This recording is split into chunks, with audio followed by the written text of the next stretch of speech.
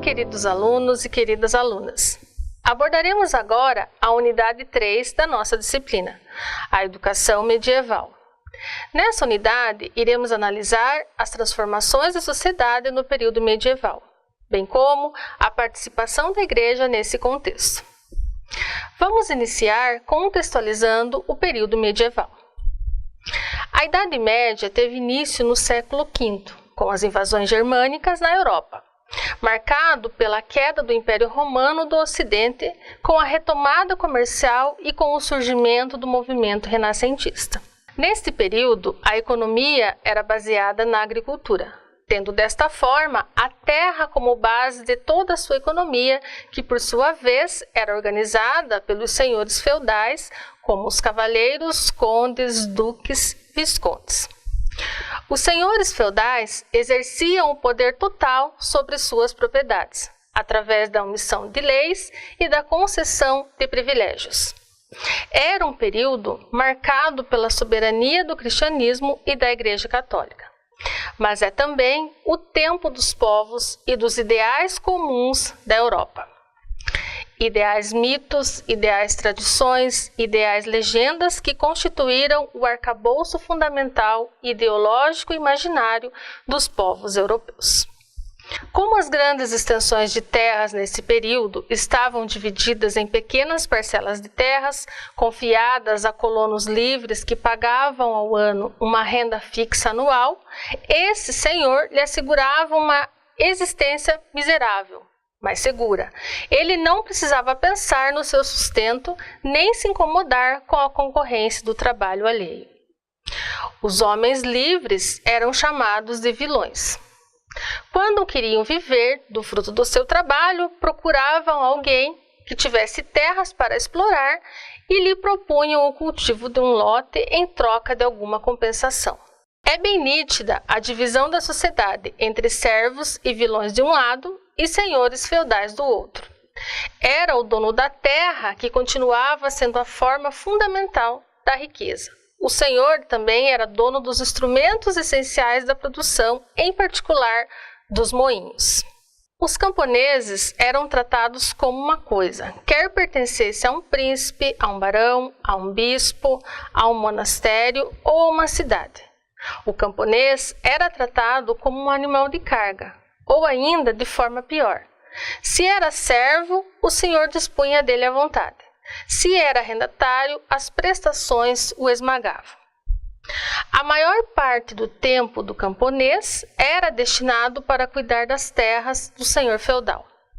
O camponês tinha raras horas disponíveis. Devia pagar dízimos, tributos, taxas, impostos ao Estado e taxas do Império. Não podia casar-se nem morrer sem pagar uma taxa ao senhor. Essa relação que os trabalhadores de terra, os servos, eram obrigados a ter com o senhor, estabelecia uma hierarquia de senhores e vassalos.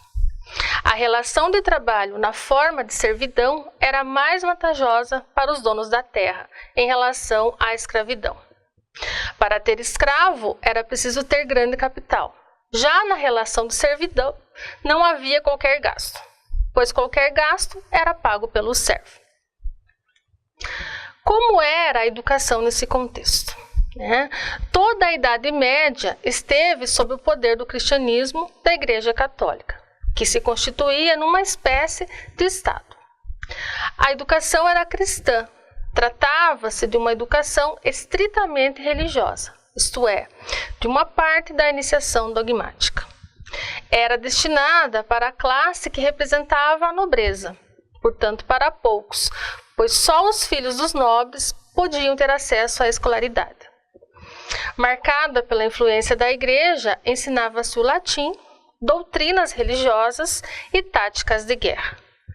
Grande parte da população medieval era analfabeta e não tinha acesso aos livros.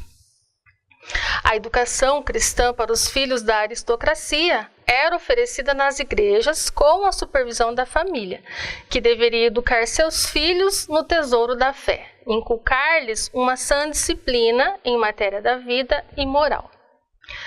A igreja procurou desenvolver uma ação educativa sobre a comunidade, com o intuito de aumentar cada vez mais o poder civil.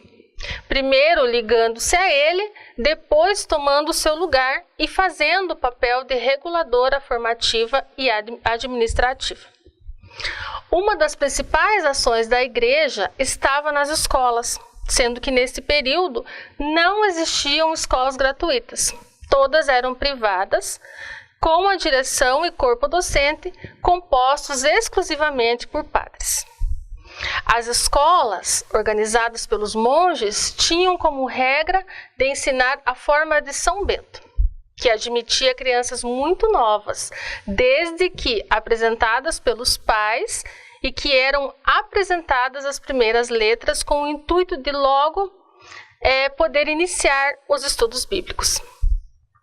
Podemos concluir que toda a Idade Média esteve sob o poder do cristianismo da Igreja Católica, que se constituía numa espécie de Estado que mantinha o controle em todos os sentidos daquela civilização, desde os aspectos políticos e econômicos até a formação das atitudes da sociedade. O período medieval fora, sobretudo, a época da formação da Europa cristã e da gestão dos pré-requisitos do homem moderno. Período marcado por grandes invenções, que aos poucos foram substituindo a mão de obra artesanal pela força motriz das máquinas, ampliando assim as indústrias da época e o surgimento do Renascimento. Assunto esse que abordaremos na próxima unidade. Finalizamos aqui a apresentação da unidade 3 da disciplina História da Educação. Espero que você aprecie esse tema e reflita sobre as questões levantadas. Desejo a todos bons estudos.